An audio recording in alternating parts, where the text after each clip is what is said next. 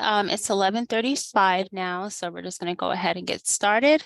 So good morning, everyone. My name is Jenny Lewis Charles. I'm the Patient Education Coordinator here at CINJ, and thank you for joining us in this cooking demo with Chef Afi and Nutrition Tips webinar. Just a few housekeeping items. Your attendance today is completely private to all the other attendees. No one will be able to see your face, your name, or any comments or questions will only be seen by myself and our speakers. If you wish to ask a question, please type it in the chat box located at the lower part of your screen, or unmute your question or unmute yourself and ask your questions at the end of the presentation. During the cooking demo, you can definitely feel free to unmute and ask Chef Afi any other questions that you may have.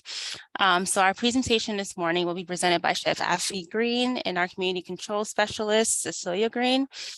Chef Afi and Cecilia, thank you for joining us this morning to discuss the nutrition tips and teaching us how to make nutrition meals for the summer.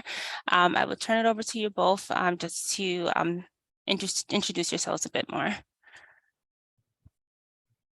Thank you so much, Jenny, and thank you everybody for being here. My name is Cecilia Gomez. I'm a community cancer control specialist here at the Rutgers Cancer Institute and in partnership with Screen New Jersey. And I'm really excited to talk to you a little bit about nutrition and the nutrition facts label today. And I'll let Chef Afi introduce herself as well before I share my screen. Hi, everyone. I'm Chef Afi Green. I am a plant-based chef instructor. I teach recreational cooking classes, just all based on just learning a new recipe, not to convert. So we are doing portabella mushroom fajitas today, and then I'm going to do some grilled watermelon. We've got yellow watermelon today, and with an arugula salad. That's going to top off our lunch. So it's like midday brunch / breakfast / lunch. So I'll go back to Cecilia here, and then we'll get started. Thank you so much, and that sounds so amazing. I'm super excited to see the recipe come to life. So I'm going to go ahead and share my PowerPoint. We're just going to talk a little bit about the nutrition facts label before we get into these amazing recipes.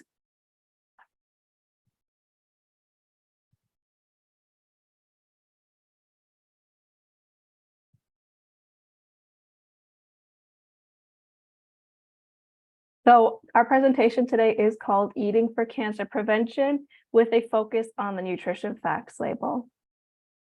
As a disclaimer, the information in this presentation is not a substitute for a medical consult. A physician should always be consulted for any health problems or medical conditions or really any specific questions about your health that you may have. We do have just a quick pre-survey to see what you already know, and I'm going to ask Jenny to please launch the poll. It should come up on your screen, and I'll just ask you to submit true or false. So the first question is, there are 5 different food groups, true or false. You should select foods with 5 grams or more of fiber per serving, true or false. And walnuts are a great source of healthy fats and fiber, true or false. So I'll give everybody a few moments, and we are going to talk about these questions again at the end of the presentation and reveal the answers.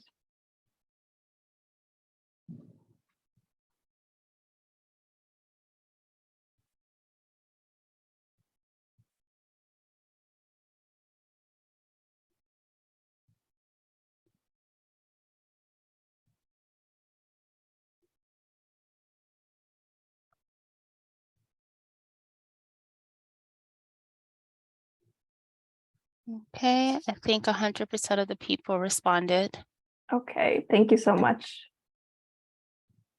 And so our objective for today is for you to be able to use the My Plate and the nutrition facts labels as tools for really improving your nutrition and as tools for cancer prevention. We also want to learn about how foods work together to maintain our health. We're going to get started with the basics. So there are 5 food groups. There are fruits, vegetables, grains, dairy, and protein foods. And dairy and protein can both come from either an animal source or a plant source.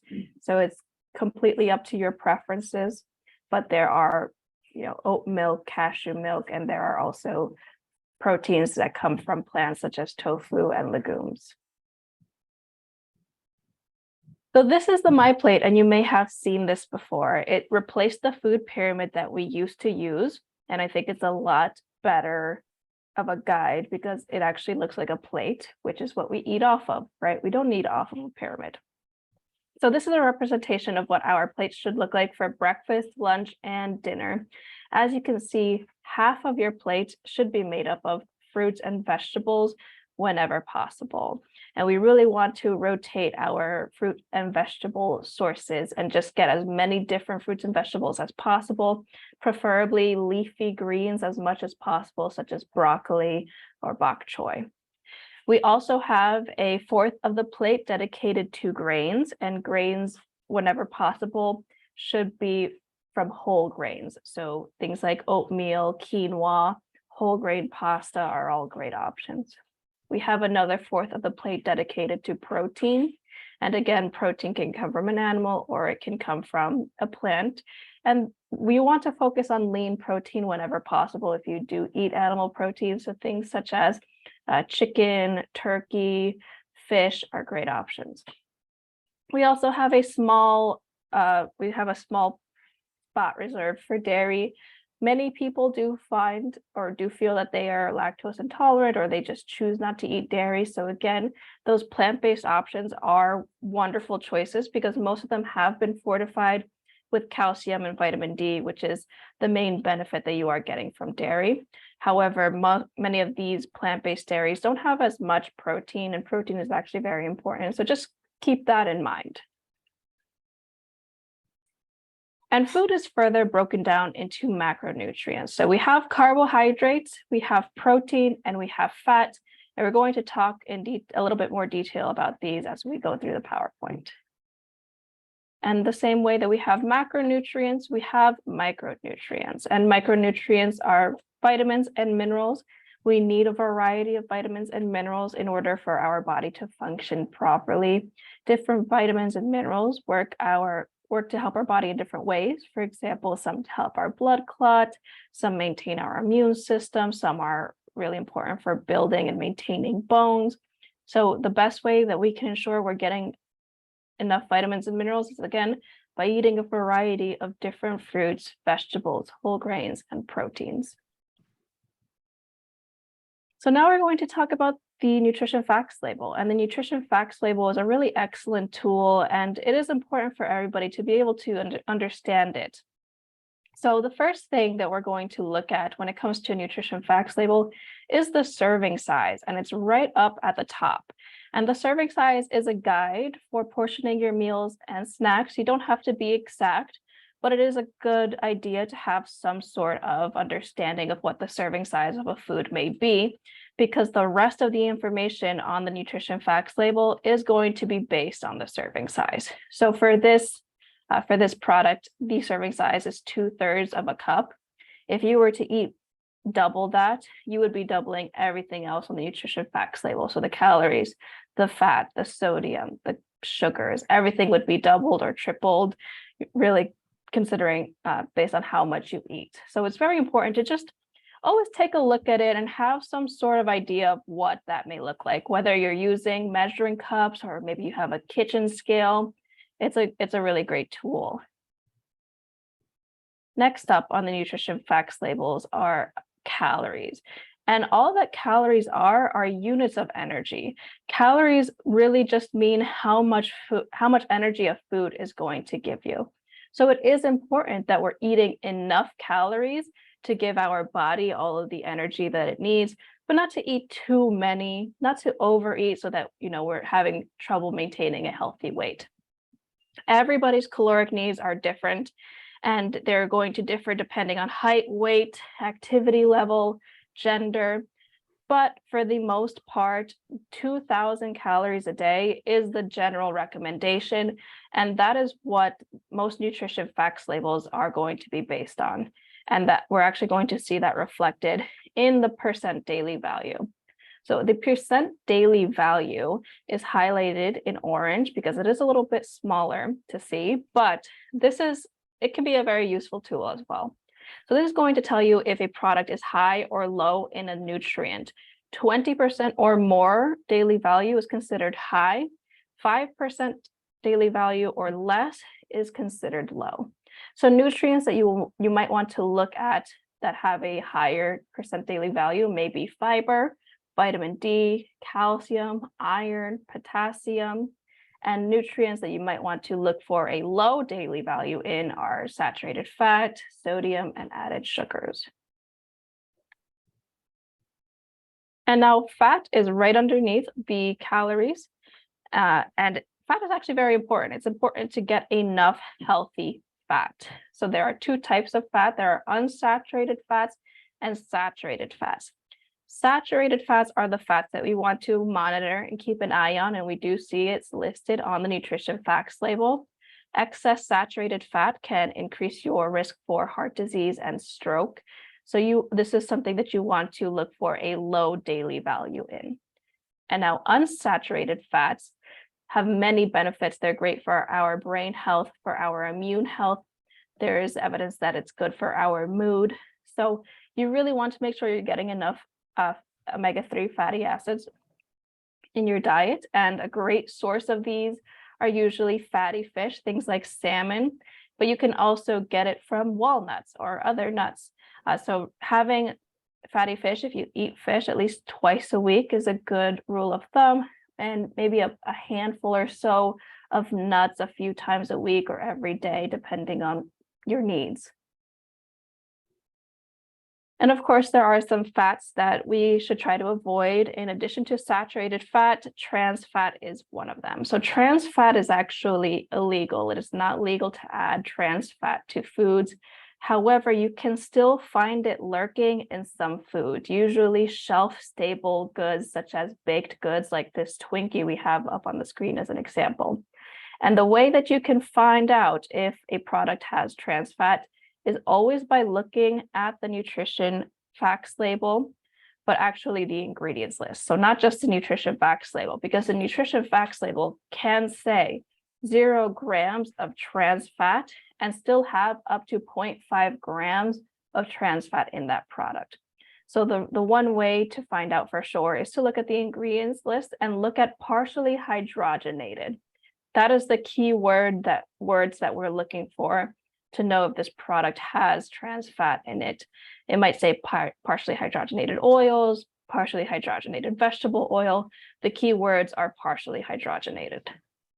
And we really want to avoid this because trans fats have been linked to many, many health problems, even in small amounts.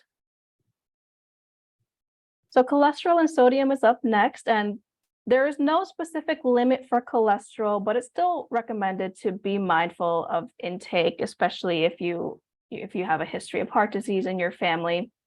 So again, look for items that have a low daily value in cholesterol, and preferably sodium as well. Try to keep sodium intake below 2,300 milligrams per day, or even less. Even if you can keep it below 1,500 milligrams, that would be excellent, because excess sodium is a risk factor for stomach cancer, actually.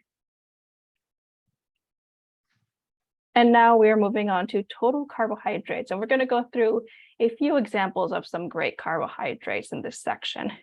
So this is going to give us the number of carbs, fiber, sugar, and added sugar. And like I mentioned earlier, you really want to aim for foods high in fiber and low in sugar, added sugar when possible. So try to choose foods that have at least 5 grams or more of fiber per serving, because that's going to set you up for success throughout the day. And then when it comes to sugars, we're mainly focusing on added sugars because these are not naturally occurring sugars, and they can have an effect on our blood sugar, especially if we're pre-diabetic or type 2 diabetic. So we want to look for low added sugars. And one of the best ways to make sure we're not eating too many added sugars and that we are eating enough fiber is to focus on what we call wholesome carbs. So wholesome carbs may be a whole grain pasta, it might be quinoa, it might be a complex carb such as a fruit or vegetable or legumes. And these have fiber, and fiber is so important. We actually don't digest fiber ourselves. It passes through the digestive system undigested until it gets to our large intestine or colon. And that is where our microbiome is. And which is these trillions of bacteria that use it as food. And they actually ferment the fiber. So they're the ones who are digesting and fermenting the fiber. And this creates a short chain fatty acid, which is so good for us and can actually slow down the growth of cancer cells in our body. There are a few other benefits that fiber has. It increases the bulk of your stool for easier digestion, easier bowel movements. It helps to control blood sugar. It acts almost as a net, absorbing any excess added sugars that we may have consumed. And it binds and transports toxins out of the body. So any maybe pesticides or herbicides that you have consumed throughout the day are going to spend less time in your digestive system because you're getting enough fiber and you're passing it as a bowel movement. So up on the screen, we have a few examples of foods that probably do not have 5 grams or more of fiber. Very likely they have 0 grams of fiber in these. And of course, you know, I'm not going to say that you can never have a chocolate chip cookie again, but it's something to have in moderation and something we can have if we're sure that we're getting enough fiber, we're getting enough vitamins and minerals so that we have that balance. And so we really want to aim for 30 grams of fiber per day. And again, you'll always be able to check the fiber content on the nutrition facts label. And if you feel that you're not getting enough fiber and you'd like to eat a little bit more, it's recommended to do it slowly. So just add a few grams per week so that your body has time to adjust and time to learn how to use that extra fiber before adding some more. And of course, we know fruits and vegetables are so important. And they're important partly because of the phytochemicals or plant chemicals, in other words, that they give us. So there are many different types of phytochemicals, many different types of antioxidants, such as carotenoids, flavonoids, allicin. And all of these are, it's actually very interesting because these tend to have a color associated with them. So carrots, we recognize them for that beautiful orange color. And that is because of the carotenoid. Same with blueberries, that blueberry color is from the anthocyanin, which is their antioxidant. So you can almost think of it as sort of eating the rainbow of fruits and vegetables, trying to make sure you're getting lots of different colors so that we're getting these different antioxidants.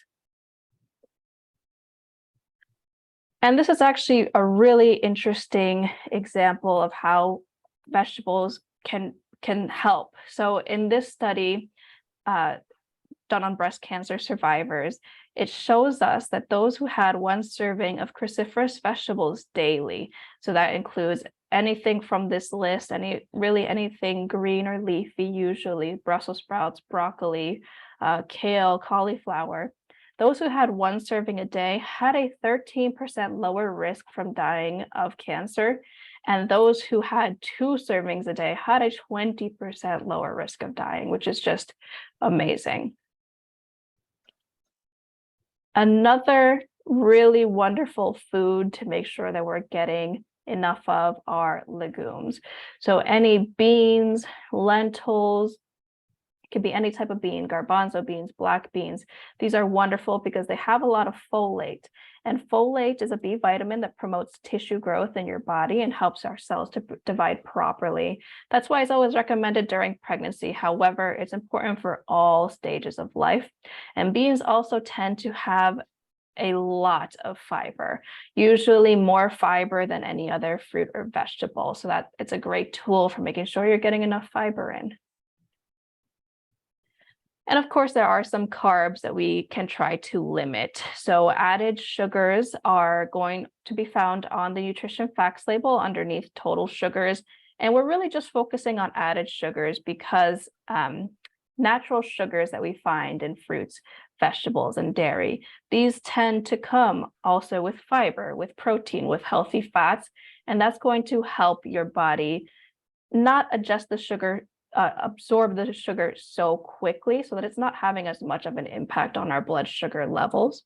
So for that reason, we're really just focusing on added sugars. And the recommended limit for added sugars are 36 grams for men and 25 grams for women.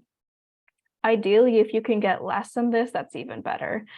Too much sugar has been linked to difficulty maintaining a healthy weight, possible increase in inflammation levels, and all of these can be risk factors for cancer. And finally, we're going to move on to protein. And protein is extremely important. Protein makes up our hair, makes up our skin, it makes up our muscles, and muscle mass is actually extremely important. It helps us to stay metabolically healthy. So you always want to make sure, as a good rule of thumb, that every time you have a meal, you have protein at that meal, whether that protein comes from, again, a plant or an animal. You just want to have that 1/4 of your plate dedicated to protein. Protein also is one of the most satiating macronutrients, meaning it helps us stay full for longer, so we're not getting hungry right after eating. And that can be really helpful in maintaining a healthy weight, and also healthy energy levels. So again, aim for lean protein options when possible: chicken, turkey, fish, or plant-based proteins. Even if you're not fully plant-based, you can still switch out your animal protein for plant-based protein 1 or 2 times a week, and you're going to get more fiber that way, and also usually less saturated fat. And of course, there are some proteins to limit as well. So we really want to limit processed meat as much as possible. Processed meat is a carcinogen, meaning it definitely causes cancer. So anything like sausage, hot dogs, deli meats, pepperoni, these have been linked to especially colorectal cancer. And there's actually a study that shows that if you're eating 50 grams of processed meat a day, your risk for colorectal cancer increases by 18%, which is a lot. And now red meat is not a carcinogen, and in the context of a healthy diet, you do get some beneficial nutrients from it. You do get iron, you do get protein, B vitamins. However, we do not want to be eating too much of it. So it's recommended to eat no more than 4 to 6 ounce servings of red meat per week. So that's about 18 ounces in total. And this is because red meat does tend to have a lot of saturated fat. And there are some studies that show that eating too much can also increase your colorectal cancer risk. And so that was the nutrition facts label, but we do have a few more slides to go through. And so while not technically a food, alcohol is still a very important topic. It is a carcinogen, and the more that you drink, the higher your risk is for not just liver cancer, which is what most people will associate it with, but also oral, esophageal, breast, colon, and rectal cancers. So it's really recommended to limit how much you're drinking. The guideline is generally 1 drink a day for men, 2 drinks 1 drink a day for women, 2 drinks a day per men. And we see here that an example of 1 drink is 12 ounces of beer, 5 ounces of wine, 8 to 9 ounces of malt liquor, and a 1.5 ounce shot. However, if you can drink even less than this, I think that's great as well. And of course, lifestyle is extremely important too, in addition to your nutrition. So exercise can reduce your risk for certain cancers, such as sex hormones like estrogen, growth factors that have been linked directly to colon and breast cancer. It also lowers inflammation, that is a risk for cancer. It also speeds up your digestion. So again, when our digestion is working well and we have relatively fast digestion, there is less time for toxins to be in our digestive system. So the general recommendation is 150 minutes per week for moderate intensity exercise. So something that gets your heart rate up, like going for a power walk or a jog or riding a bike. It can be anything that you enjoy, but most important is that your heart rate is elevated. And on top of that, 2 days of strength training is extremely important for, again, maintaining that muscle mass. So it could be body weight movements, things like push-ups, or it could be lifting weights. If you have a weight set at home, or if you want to go to the gym, but some sort of resistance training for our muscles. And we have some really wonderful resources here in New Jersey. We have NJ Cancer Education and Early Detection, which is NJ Seed. And NJ Seed provides education and outreach within the community about the different types of cancer. They also provide free screenings for different types of cancer to those that are unemployed, underinsured, or uninsured. We also have patient navigation who can work one-on-one with people to help them get connected to their cancer screening if, again, they are facing some barriers.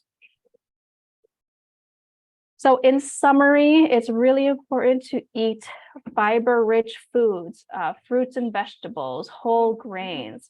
It's extremely important to get enough exercise, at least 150 minutes of something that elevates your heart rate, and 2 days of strength training.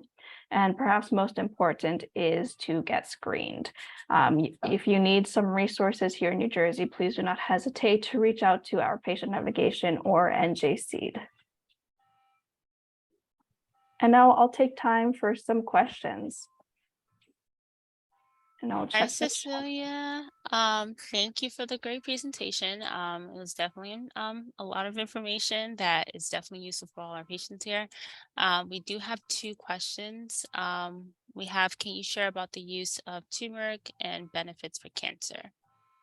Yeah, so off the top of my head, I'm not sure if the research shows that turmeric is extremely beneficial for cancer prevention. I know that there is research that turmeric can reduce inflammation in the body.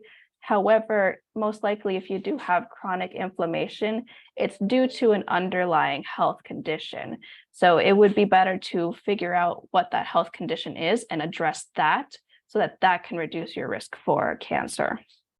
And I hope that helped. I know that it's not maybe what you wanted to hear about being able to use it to reduce your cancer risk, but I just don't believe that the research is there yet. Okay, we have another question. Can you please share breakfast menus that are high in protein, both vegetarian and regular diet? Yeah, absolutely. So that's a great question because I think a lot of people think breakfast has to be a breakfast food, but really you can have any food for breakfast. You can have any food that you are eating for lunch or dinner, be it, rice and beans, be it chicken for breakfast. However, if you do prefer more breakfast traditional foods, you could do yogurt. You could do a Greek yogurt or a plant-based yogurt. Just make sure that you're looking at the protein options. Some have been fortified with more protein. You can also, of course, have eggs. 1 to 2 eggs a day is generally seen as safe for people who don't have high cholesterol or heart issues. You can do a smoothie with a protein powder. There are a lot of wonderful plant-based protein powder options, and then smoothies are great because you can add as many fruits or vegetables in there as possible. And if anyone would like to unmute just to ask another question. If not, did you want to do the poll? Yeah. The second poll? Okay. All right, so I'll start the other poll.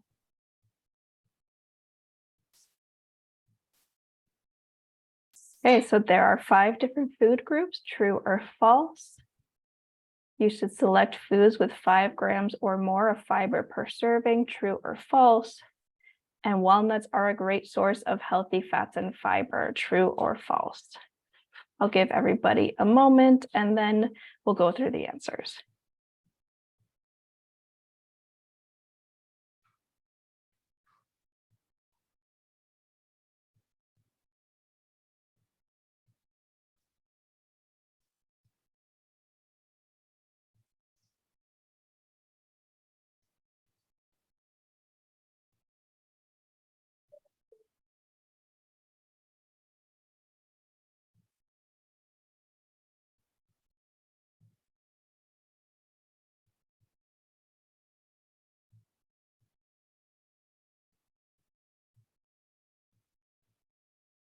While everyone is answering, we have another question. Can you suggest a menu for someone with IBS -D? Yeah, so that's a great question. I do have to say, if if you are struggling with an issue like this, I would definitely recommend talking to a gastroenterologist or a nutritionist. There are a lot of treatments that have been shown to help people with IBS, whether it's C or D. But generally, for somebody who does have IBS-D, you want to focus on foods that are not too spicy, foods that are not too fatty. So, of course, no fried foods, no fast foods. You do want to try and get fiber because fiber can actually bind your stool together, but obviously not too much fiber because too much fiber can also cause diarrhea. So if you are interested, there are over-the-counter products that are fiber, and that usually has a type of fiber that will bind your stool together, and that makes it really easy also to measure out how much fiber you're getting.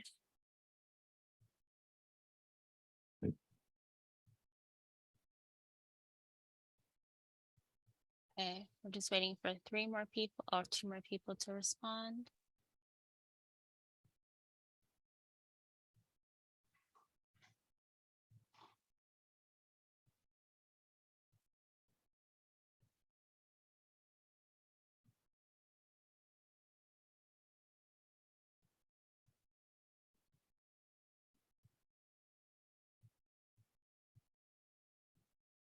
Okay, we'll just give it another minute and then we'll close the poll. All right, thank you so much for everybody who has answered. I'll go ahead and I'll reveal the answers. So all of these are true. There are 5 different food groups. You should get at least 5 grams or more of fiber per serving with each of your foods. And walnuts are a great source of healthy fats and fiber. That is also true. Thank you so much, everybody. I hope everybody enjoyed the presentation. I do have a survey, but I'll ask Jenny to email that to the attendees after the fact, if that's okay. Perfect. Okay, thank you so much. And let's get to our amazing recipes. Chef Afi, yay. Thank you, Cecilia. Thank you, Cecilia. That was amazing. Thank you, guys. That was a lot of information. I hope that helped you guys as well. So I have 1 or 2 of those items that she's speaking of. So we're using portabella mushroom. Mushrooms are great cancer fighting agents. We have a big giant one. This, if you can kind of see it, it is super huge. I got this at Whole Foods. I shop at a lot of different places, Aldi, Whole Foods, ShopRite, all of these ingredients. Sometimes you might even have at your own home. I'm also using a red bell pepper as well as a green. You can use, if you don't like green peppers or peppers period, you can take them out. These are really great. And then when we were talking about the color, adding color to your diet, these are great. The yellow ones, I didn't find a yellow one where I was. And so I was like, okay, I'm just gonna get the red and the green. And then I have just a regular organic onion. So the basis of this fajita, there are no animal proteins in it. It is basically just your portobello mushroom. This is going to be what is going to fill your body. It tastes great. It tastes well with seasoning. And then we're gonna add some, we've got a little arugula salad that I'm gonna do with that alongside. I have some flour and corn tortillas. If you do not do flour at all, you can just use a regular corn tortilla or do a gluten-free tortilla. I like to use the little mini ones, but I couldn't find the mini ones right now because this is kind of a large size, but it's going to work for what we're going to do. So without further ado, we're going to kind of get started. I'm going to kind of talk and cook at the same time. So I actually just have my cast iron. This is a cast iron grill skillet. So we're going to use that as well as my pan here. So I'm going to pull that out of the camera's view for right now. I hope you guys can see my hands. I have 2 camera action going on here. We're going to start with making a marinade first for our mushrooms, and then I'm going to get to my mushrooms. So I'm using what is called coconut aminos. It is like a soy sauce, but without the soy. There's no soy in this at all. And it's a great seasoning. when you're making any type of marinade. So I am going to pour that in this bowl here. Let's kind of move this around a little bit. I hope everybody is having a great morning / early afternoon. I'm doing probably about half a cup of the coconut aminos. I'm going to add about a tablespoon of garlic powder to this. And I'm just kind of throwing it all in the bowl here. I'm kind of guessing. I'm not really using any measuring spoons. I am actually a certified pastry chef. Now, when I'm doing pastries, I do measure, but with regular culinary, I kind of use my eyes because it's really about seasoning the taste. And you can make anything taste good if you know how to season it properly. So I just added about a teaspoon of cumin to that. I've got some chili powder here. We're going to do about a teaspoon of that. And I'm just dumping all of this in the bowl. We're going to add just a tablespoon of olive oil to this recipe. And can I get everything that I needed? Yes. So I've got my chili powder, garlic powder, cumin, and oh wait, I'm missing something. My paprika. 1 second, guys.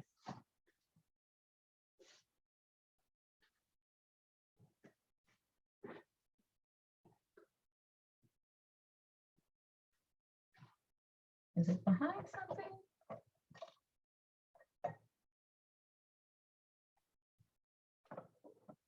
Okay, can't seem to figure out where my paprika is. We're gonna do it without it. It's not a big deal because I don't want to spend a lot of time like looking for it. I usually mise en place, which just means have everything in its place. And I thought I had everything. So basically what I'm doing is just mixing all of this up and then just kind of stirring it together. And then we're just gonna let that sit over to the side. So I'm gonna just put that right there. All right, let's talk about this mushroom. So you don't need to wash mushrooms. I do not wash mine. I know that sounds weird. You're like, oh, bacteria, dirt. No, what you're gonna use, I wet a paper towel and it's still wet. I am going to use that to wipe off the mushroom. It will clean your mushrooms. Mushrooms grow in water. You do not need to add more water to it because it's going to take a lot longer to break down the water content in them. I just removed that stem. This was a huge stem. So we don't really need to add more water to this. So I'm wiping it. And as you see, there is a lot of brown on this paper towel. Okay, I promise you it's going to be clean. You're not going to be sick. This is the way that I learned how to do it. And it actually didn't come from culinary school. It came from when I was and teaching at a recreational cooking school, and they taught me that trick. All right, so that is clean. All right, so I'm going to throw that in the trash. I don't need this paper towel anymore. All right, so we'll put that over to the side. And then I'm going to talk about my onion real quick because there's kind of a trick to these onions. A lot of people cry when they cut onions. I know I used to. And the trick to not crying is the back of the onion has this little piece right here. This is the root. The root of the onion is where all the gases are expelled. So if you cut this off first, that's when you're going to have to go run over to the sink and wipe your face and all of this stuff. I promise you it does work. I have been doing it ever since I learned this trick and it helps. So we're going to start with that. I'm going to cut that onion in half and I'm leaving the root on. And then I'm going to just face it downwards and then just cut the stem off, which is this part. Okay, we're just going to cut that part off, peel it back. Some people put the onions in cold water. You can do that too if you would like, but I just found that this literally does work. And we're just going to cut these in semicircles, which just means half moons.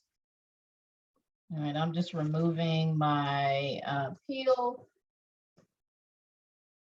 I have my little towel right next to me because I always like to, you know, kind of wipe my hands. I started cooking in the kitchen with my mom when I was probably about 7. And I wanted an easy bake oven. And she was like, yeah, no, that's not going to happen here. If you want to learn how to cook, you're going to cook on the actual stove. And so that's what I've been doing ever since. So I'm just peeling the skin off. As you can see, I am not crying right now.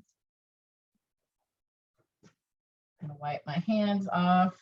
All right, we got our bell peppers. I'm just going to core that. So the way that I core my bell peppers, I cut the top part off, and then I just cut down the sides of the pepper, and then the seeds stay in the center, and you don't have to worry about that. Sometimes I'll have a little extra bowl over here so that I can compost my waste. Depending on where I am as far as the kitchens, I do sometimes compost depending on which kitchen I'm using. Compost is a way to, keep a really great carbon footprint. It also helps gardens. I do buy produce and things from community gardens that are local to New Jersey.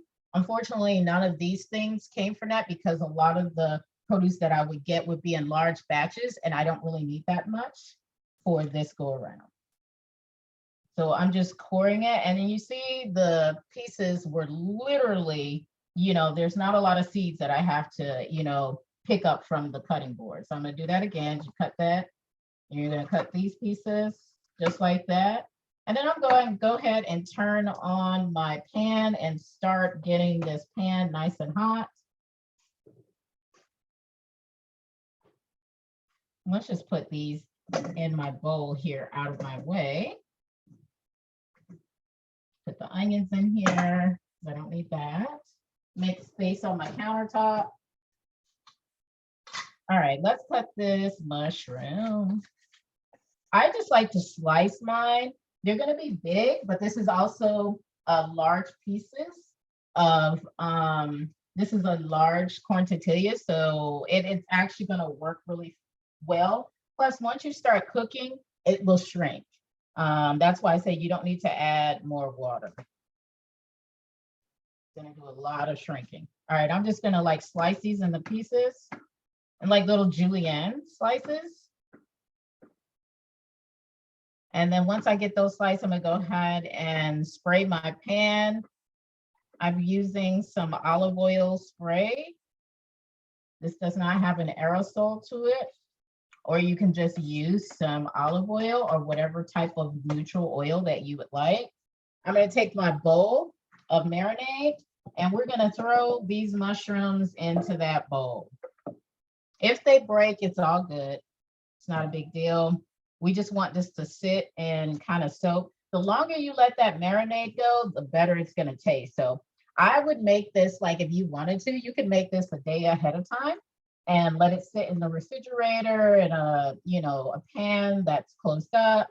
And when you get it out that next day, ready to cook, those flavors are gonna be, oh my gosh, so good. All right. You can also add a little bit of liquid smoke to this, give it that smoky flavor. All right, we're just gonna set that over to the side, out my way. Put that there. All right, let's turn on this flame so we can start getting this pot nice and hot.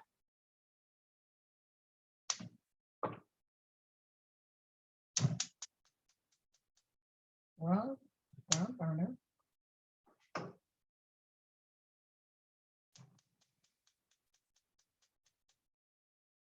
All right, so I'm doing this kind of on a medium low because we just cast iron is a great conductor of heat. So you don't want it to be too high, but you don't want it to be too low. And while that is happening, I'm going to go ahead and start cutting all of my other vegetables. Sometimes I'll have like a wet cloth right next to me so that I can wipe down my knife or a countertop or anything. All right, so starting with the onions, let's just go ahead and slice those down into half moons. Anybody have any questions so far? Cecilia, are there any questions that are being asked? I have not seen any questions Okay. yet, but Okay, I am awesome. super excited that you said that about not having to wash the mushrooms, because I have been wondering about that before. So I'm gonna have Yeah, to start doing that now. Just it seems so much easier too.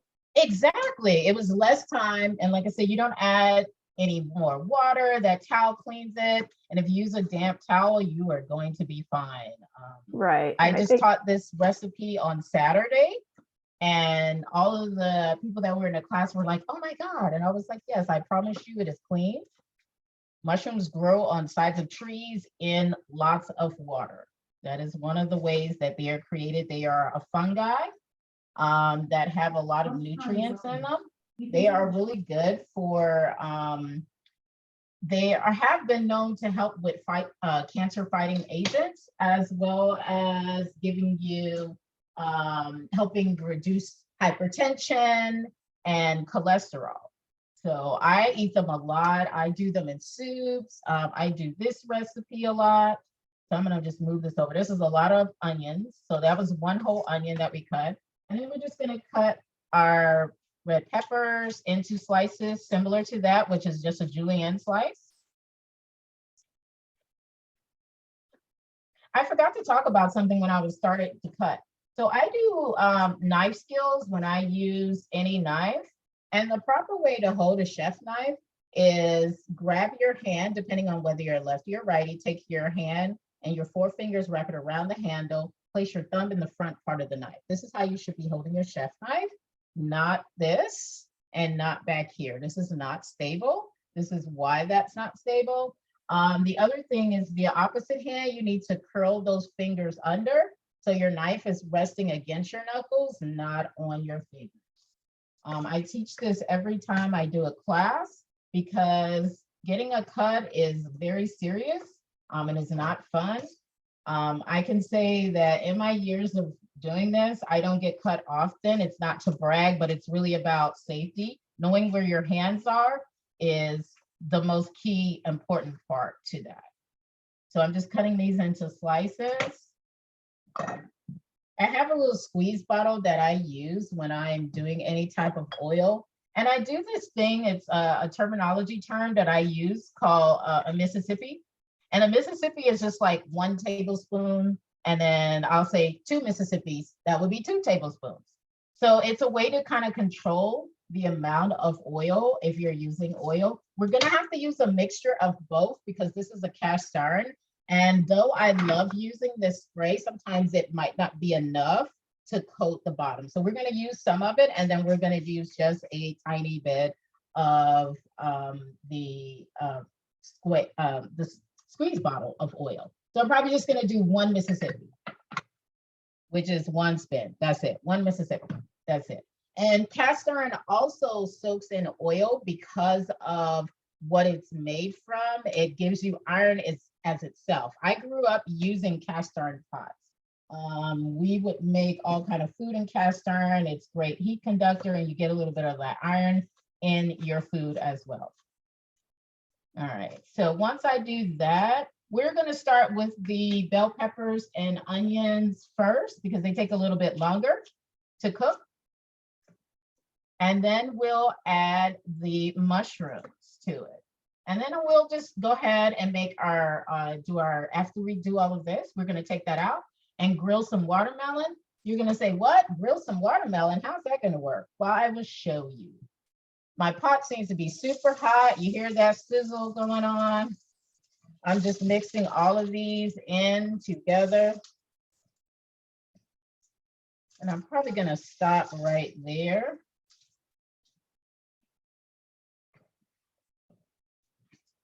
Just take my extra veggies and place them in that bowl there. You don't want to overcrowd your pan. Now I've got some tongs here. Kind of just move these around a little bit. I'm going to add just a little bit of seasoning to this.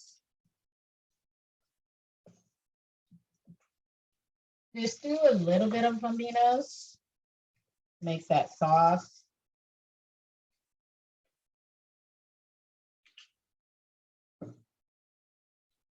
I so enjoy cooking. I do this actually for a living. So there are moments where I try to food prep during like Sundays so that I'll have food for the week because I'm actually in the kitchen a lot. So when I get home, I don't want to have to do a lot of work or prep. So this is the way that I will prep food. So we do have one question. Can you review again how to cut the onion so that you don't cry? Did you cut the stem at the end of the onion? Is there a substitute? Is that what you just said? No, did you cut the stem at the end of the onion? Can you review again how to cut the onion so that you don't cry? Sure. So while this is cooking, if you have this part, this is the back part. Let's just guess and say this is the back part. The root is here, leave that on. That little stem part is the part you're gonna cut off first. So when you cut this off and then cut it in half, then you're gonna peel your skin back and then cut semicircles. By the time you get to this, you don't even have to worry about cutting your root because you've already cut up to that. And then you can toss that. The root is where all the gases are being expelled. It's the back of the onion. I hope that answers your question. Yeah, that was very insightful. Thank you. No problem. So I'm literally just making sure this is just kind of getting soft and brown. Our pan is nice and hot. And what I might do is just go ahead and do 2 pans so we can, kind of save on time here. So I've got my other skillet here.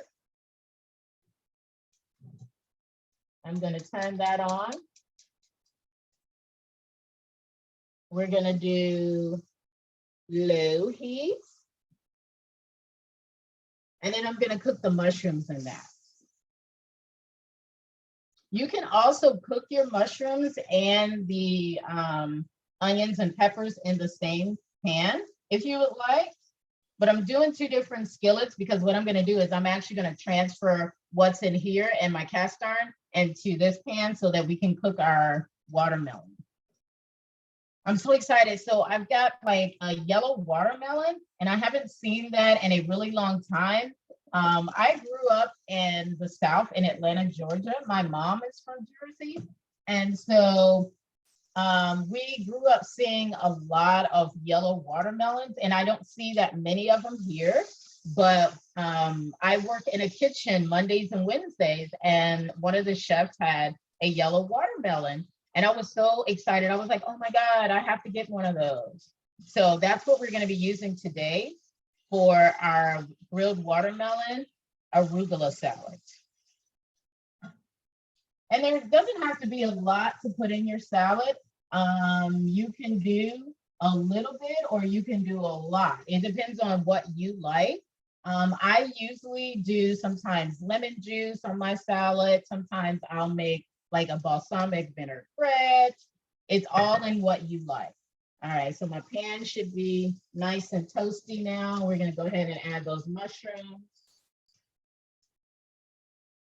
And we're gonna just let these cook down. And while that is cooking down, I'll go ahead and start on my, on my salad. And we do have another question. Can you cut all of these veggies up days in advance, refrigerate, and put in storage bags? And can mushrooms be frozen? That's a good question on the frozen mushroom. I'm not really sure about that because I feel like you would probably have to cook the mushrooms first in order to freeze them. Because I think if you put them in its raw state, when they actually come to room temperature, they might get too soft. So I'm probably going to say maybe kind of semi-cook those in order to freeze them. But you could definitely cut all of your your peppers, your onions, put them in a Ziploc bag and put those in the freezer because I actually did that yesterday. I did this dish over rice yesterday. I do quinoa, but my sister's not a big fan of quinoa. We live together, so we take turns cooking for each other. And she's not a big quinoa fan. So I did brown rice instead for that recipe. But I actually had bell peppers and onions cut from last week. So I just took those and I put them in the freezer in a Ziploc and they were fine. And I put them in the pan and sauteed them and they came out just great. All right, I'm getting ready to transfer the peppers to my other pan while those are kind of cooking. They're getting a nice color here. Let's see if I can put the camera in so you can kind of see that a little bit better.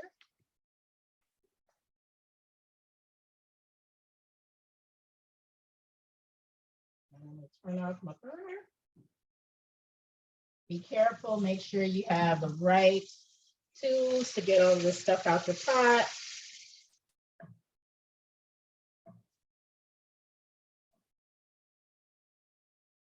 Cast iron is also super heavy. So when I get to the end, sometimes I'll just take it and, just use my tongs to get it out. Because this takes a lot of arm strength, even for me, and I do this professionally.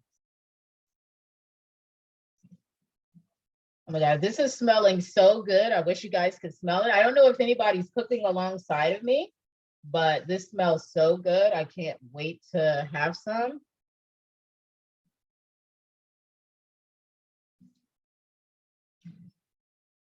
All right, so while that is doing its thing,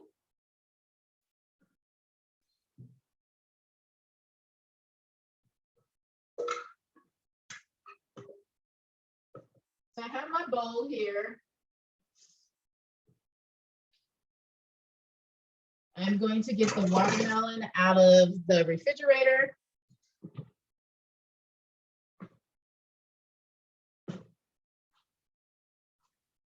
All right, so this was the watermelon that I was telling you. It's already pre-cut. And I love it. Like, it's like, that's delicious. Watermelon is really great during the summertime and anytime, but I try to buy foods that are seasonal, and it is watermelon season right now. So watermelon is best when it is in season. It is great for hydration, especially during the summertime when it is super hot. It gives you more water if you're not drinking enough. I try to drink a lot of water during the day. Also, I do a lot of talking for what I do for a living. So I kind of have to keep water near me. I have my little to-go cup right here. That's what's usually in here, water. You do have a question. Someone asks, what is your protein for this dish? Well, we're not going to do protein, but if you wanted to do protein, you could do, if I were doing it, I would probably do something else like maybe tofu or tempeh. Those would be the two proteins that I would probably add into that. But it depends on how or what you already eat. If you wanted to do chicken or lean beef, that is up to you. Unfortunately, I don't work with any meat-based proteins. So what mine would be either the tofu or the tempeh. But I'm using my mushrooms as a substitute for all of that. Okay, and I have a question. Sure. As far as the difference between seedless and watermelon and seeded watermelon, like I know there's like a lot of people who have like differing opinions on that. So like, what is the difference between the two? That is a really great question. To be honest with you, I'm not really sure there is mainly a difference other than how they grow them. The nutrient content is not different. The water content is not different. It's just how they grow them. I actually prefer seeds in mine, but nowadays it's really kind of hard to find those. And this one it has seeds in them, but they're little teeny brown seeds. I don't know if you guys can see that in the camera, but they're like small brown ones. Normally when you get the red ones, I think the red ones have the black seeds in there. So there's still seeds in, and that's even with them saying seedless. So I don't technically think that you can go seedless all the way, because you still have to have a seed in order for it to grow. So I hope that kind of answered your question. Yeah. And like Okay. another question, Sure, what's the difference yeah, between the yellow and like the regular red watermelon? Like taste yeah. wise, is like one sweeter than the other? Like, No, it's actually not. Like, I think they're both like, equally sweet if you get the right one. So like when I'm in like looking for watermelons, it's always the trick of like, okay, which watermelon do you choose to make sure it is the sweetest? And for me, it has always been like kind of like looking and trying to look at what is on the top. Like they say, if you look at the top part of the watermelon and it looks kind of yellowish, that is supposed to be more sweeter. So to me, it doesn't, there's not a difference in it. I think it would be kind of equally the same if you were getting a red one. gotcha. Okay. All right. So I'm just turning this down to low on my pan. And we're not gonna like cook the mess out of this. We're literally just gonna try to get some lines in it. And my pan is still really hot from earlier. So that's the reason why I do the vegetables first and then come in and do this last. All right, so I'm just literally just gonna put these pieces on here. And we just want lines on it. And you were kind of be like, wait, watermelon, hot, how's that gonna taste? It tastes great, actually. And I'm gonna put a little bit of balsamic vinaigrette on our salad. I'm gonna put like a few pieces on here.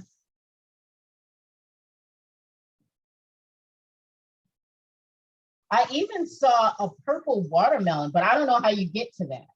Like when I tried to Google it, it said you have to like order the seeds and plant it. So not really sure how you find a purple watermelon. But I thought that was very interesting. And I was like, I wasn't sure how it turns purple. That's some stuff I want to research. Someone asked, where do you purchase yellow watermelon? Don't remember seeing it in ShopRite. Yeah, it's not in ShopRite. So the chef that I work for, she orders a lot of produce from farms, and the place where it's a third-party site called Harvest Drop, and they actually harvest it from one of the farms in New Jersey. So I'm not sure which farm it actually comes from, though. But it's more of those things that you would probably have to kind of get from a specialty store. ShopRite is probably not gonna, they might have it if you go to maybe some ShopRite that's kind of far out. But you know what? I would probably try maybe like Whole Foods. That might be your best bet because Whole Foods does get a lot of different products that sometimes regular grocery stores can't get. All right. And I'm just gonna flip these. Oh my God, look how pretty that is. See that line? That's all we're trying to do is get lines on them. My juice from my fajitas has pretty much evaporated. That's all we needed. I'll turn the camera back down so you guys can see that a little bit better. I'm going to turn this off. Plant-based cooking does not have to be very challenging or time consuming. You see, I'm pretty much done with that already. So we're just gonna flip those over. I'm just flipping the watermelon pieces over. If it'll flip, trying to give me a hard time. It's like, yeah, I don't want to. And you know what would be really good too is getting a mix of red and yellow. Oh my God, your plate would look so pretty.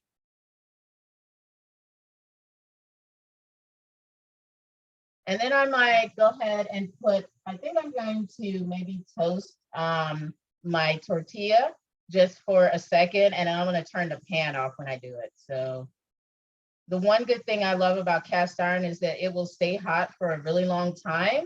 So even if you turn the flame off, if you need to cook something else, short of needing like a meat type of thing, like any type of protein, I wouldn't do that because you need it to go to a certain temperature. But if you're doing something like this, you could probably turn the flame off and it's still gonna cook, which I think I'm gonna go ahead and do because I don't want it to burn. I'm gonna pull out my towel here and wipe down my bowl, put the salad in the bowl here.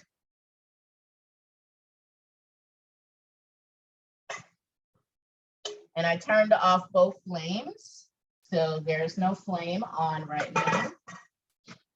This is just a baby washed, it is a arugula, and arugula is just a leaf. It is really good when you make a salad, or you can get like a spring mix salad.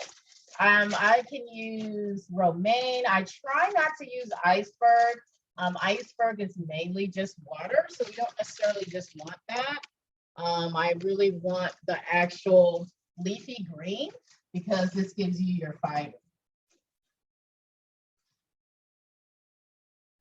So I'm gonna add a little bit of that to the bowl here. Set that over to the side. And then I'm gonna just take my watermelon pieces out and then top the salad with that. They've got a nice brown color on the side here. You can also plate those, but I'm removing them out of the pan because I don't want them to cook anymore. This is literally maybe about 2 or 3 minutes. You can add other vegetables like radishes, tomatoes, cucumbers. Oh my God, the sky's the limit. Red onions, whatever you like in your salad. I like a lot of things in my salad, but for this one, we were just doing it kind of simple, just because I wanted to highlight the grilled watermelon. All right, I set that over to the side, kind of toss that around a little bit and let that kind of cool down. And let's go ahead and open up our tortillas. And like I said, my pan is still hot. This is about the size of it. It's a pretty nice size. This is probably about 6-7 inches. And I'm just gonna place it down and leave it there for a few minutes. Let me go ahead and let's make our dressing.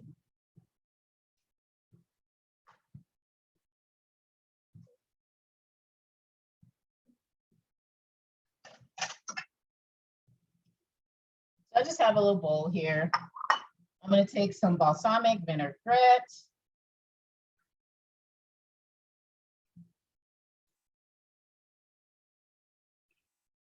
A little bit of olive oil.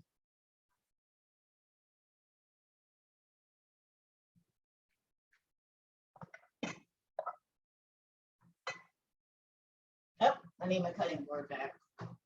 And just a squirt of lemon juice. You don't need a lot, just literally like a squirt. Okay, I just have another question. This could be either for Cecilia or Chef Afi. What are your thoughts on processed fake meat? Well, it depends on what you're doing this for. A lot of companies have created that because they're trying to reach people who don't already eat this way. And to be honest with you, there are a lot of products that are actually more plant-based than people realize they are. Beyond Burger and Impossible Burger actually use what is called a mung bean and beets to make their burgers. So it depends on what you're trying to do. Those companies were created to help people maybe transition to maybe if you feel like you have to eat a burger. I've never had a burger, so I can't say what the burger, if the burger and that meatless product actually taste the same.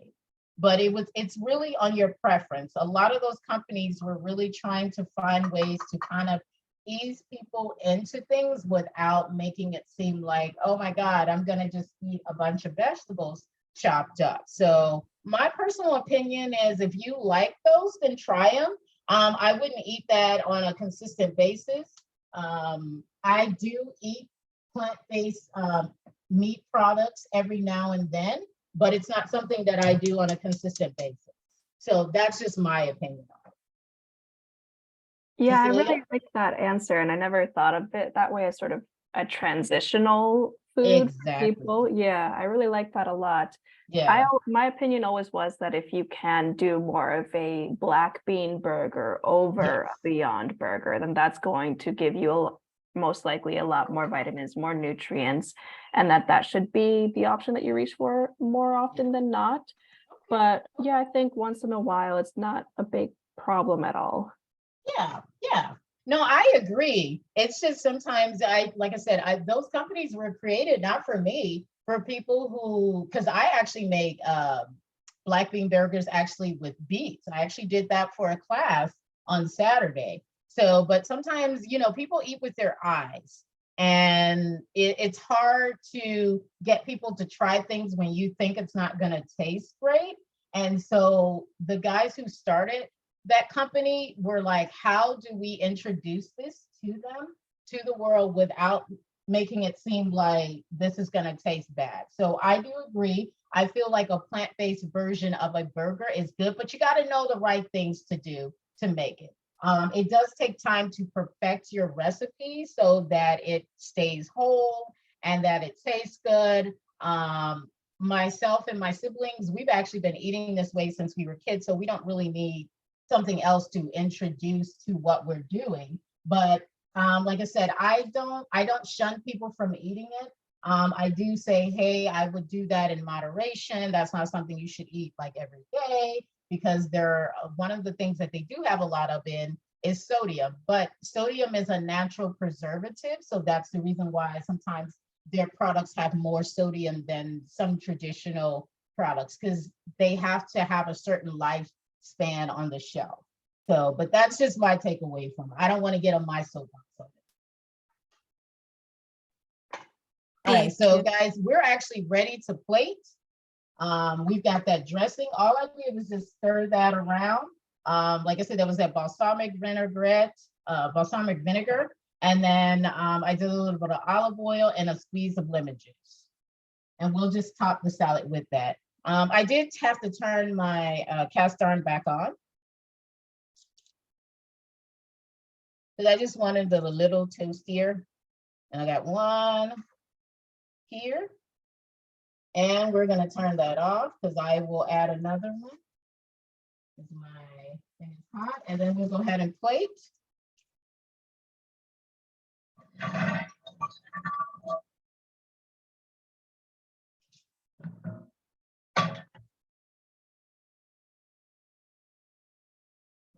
Now, I have a little thing that I'm doing with this. So I did not buy any avocados this go around, because the last time I bought some avocados, they were not technically ripe and they were a little bit harder to cut. But this is a great thing to top on top of your fajitas. But what I'm going to use today is some dairy-free sour cream.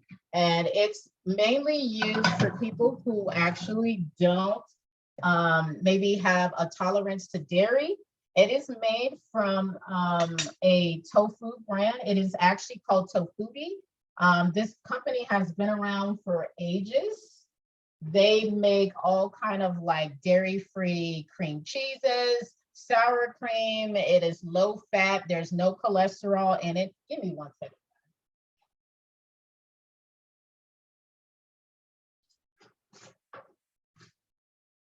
And it's just kind of like a thick white paste. They make a lot of other companies make this.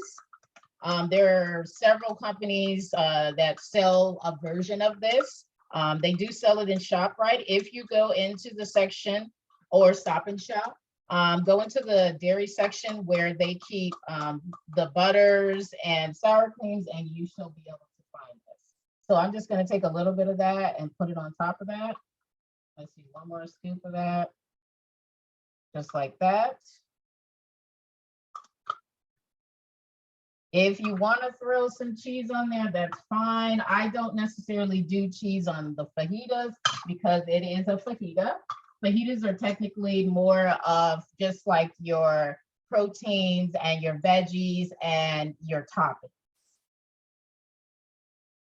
All right, and then I'm going to plate my salad.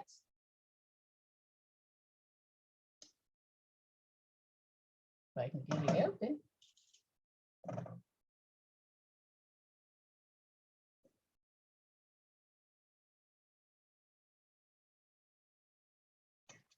This is a great lunch. It's also a great dinner. You can even have it for breakfast if you want. Breakfast doesn't have to necessarily, like Cecilia said, be actual breakfast foods. It can be things like this. Take that over to the side, and I'll take my balsamic vinaigrette, put it on top. Oh my God, that's so good.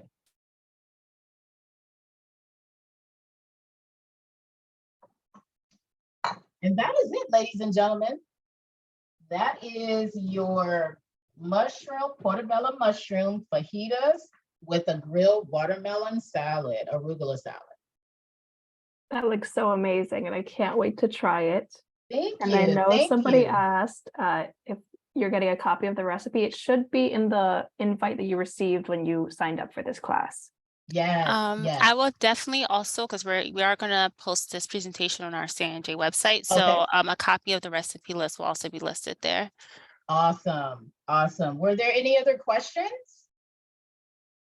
I do have a question. So Yes. what grocery stores would you suggest to shop at just to get like started on like good amounts of fruits and veggies?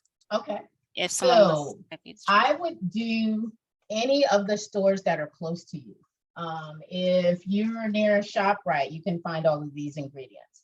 If you're near an Aldi, you can find all of these ingredients. I go to Aldi, I go to ShopRite, I will shop at Whole Foods, Stop and Shop.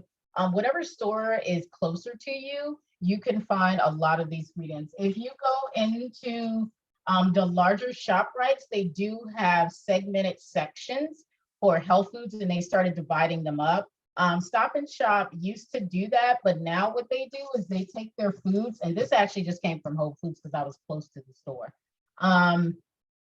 They take their foods and they divide it up. Like, so if you want some organic fajitas, tortillas, you're just gonna go into the section where you normally would get your flour or corn tortillas, and you're just gonna look on the shelf and you're gonna see an organic brand. They have almond flour, they also, which would be your gluten-free, and they also have coconut flour. So I would say pretty much every grocery store that is in New Jersey, you would be able to find all of these ingredients. Even the tofuti, I didn't bring the container, but even if you are looking for a dairy-free sour cream, like I said, just go into the dairy section. Your larger stores are gonna have more of a supply of dairy-free items, but every grocery store sells these. I'm not close to an Acme. I know there's other chains. I live in Newark, so the stores that are big chains that are near me are ShopRite, Stop and Shop, Aldi, and I think there's what is that other store? I haven't been to it yet. Is it Lottie? But I feel like you definitely could find all of this there too. Okay, and we have, where can we get to your classes, in person or online? Okay. Well, if you're interested in taking an in-person class, you would go to my website, which is www.diykitchendiaries.com. And there's usually a list of classes. I also teach through the Greater Newark Conservancy in Newark. I do what is called a Family Fun in the Kitchen class. That's once a month. My next class for that is August 12th. It is in conjunction with Second Saturday. And if you're not familiar with the Greater Newark Conservancy, it is an organization that helps inner city people get get introduced to, healthy living. They have a garden where they actually harvest a lot of their produce. You can come there and take education classes. You can buy seeds for growing. It is a really cool, great organization. I teach there once a month. I was actually just there this past Saturday, and I won't be back there until August 12th. But if you go to, like I said, www.diykitchendiaries.com, that is my website. Also, if you are on any social media like Instagram or Facebook, if you type in Chef Afi Green, you can actually find me there as well. And it'll show some of the other places that I am. Sorry, I just posted the website Okay, just for awesome. anyone Thank you to so see it. much. Yeah. Awesome. So that's pretty much it, guys. Thank you so much for participating. I really enjoyed being a part of this. Are there any questions in the chat? Anybody have any thoughts, comments? Comments, well, we did have a comment. Someone did Okay. mention this looks delicious. Thank you, Chef Afi. Oh, thank you. So you definitely got good accolades. Definitely Okay. a great presentation. Cooking demo, the food looks great. Thank you again, Cecilia. Everything was very informative, especially with the nutrition label and all the fact sheets and everything. So again, this is recorded, so we'll be posted on the CINJ website. I would definitely repost the ingredient list as well as a link to Chef Afi's website there as well. That will be included in the ingredient list. So I don't know if there's any other questions that people may have, any other comments. If not, a post survey will be sent out tomorrow. Just, give us feedback on this presentation and just what else you would like to see later on in the future. But again, thank you everyone for Thank you so joining. much, Good guys. everybody.